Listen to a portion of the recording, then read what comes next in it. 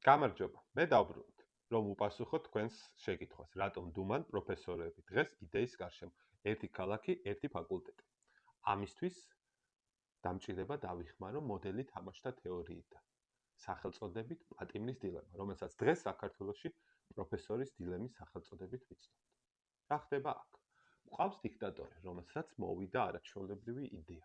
ერთი ქალაქი, ერთი ფაკულტეტი. და მყავს ორი პროფესორი. სიმარტივისთვის. აშა და ექსი. ორივე პროფესორი რაციონალური, ჭკვიანი, მეოჯახი ადამიანები არიან, რომელთა მიზანიც ცხოვრებაში რაც შეიძლება მეტი სარგებლის მიღება, ანუ ხელფასის. მათ აქვთ ორი არჩევანი: ან გაიზიარონ ეს არაჩვეულებრივი იდეა, ანაც უარყო. მათ გადაწყვეტილებაზეა დამოკიდებული მათი ხელფასი. მოდით ვნახოთ რა ხდება. იმ შემთხვევაში თუ ორივე პროფესორი გაიზიარებს იდეას, მათი ხელფასი გახდება 500 ლარი.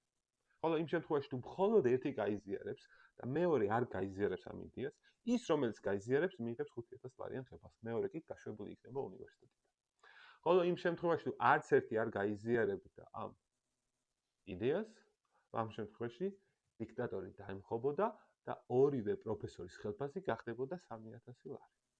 დააპაუზეთ და დაფიქრეთ, როგორ მოიქცოდით თქვენ, თუ გეცოდინებოდათ, რომ თქვენი კოლეგა ჭკვიანი, რაციონალური მეოჯახე ადამიანი.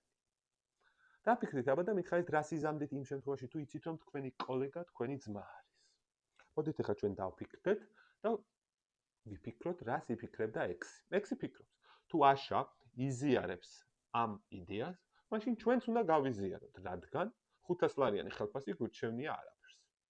ხოლო თუ აშა არ იზიარებს ამ რეფორმას, ჩვენ მაინც გვირჩევნია რომ გავიზიაროთ. რატომ? 5000 ლარიანი ხელფასი გვირჩევნია 3000 ლარს.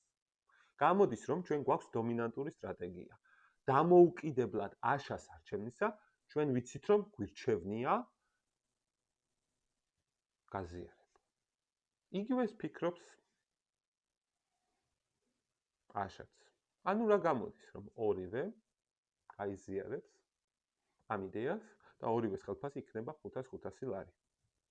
ანუ ინდივიდუალური რაციონალიზმი იწვევს კოლექტიურ კატასტროფას. მოდით ვნახოთ რატო. ერთი წამით წარმოვიდგინოთ, რომ ყავდა კეთილი დიქტატორი.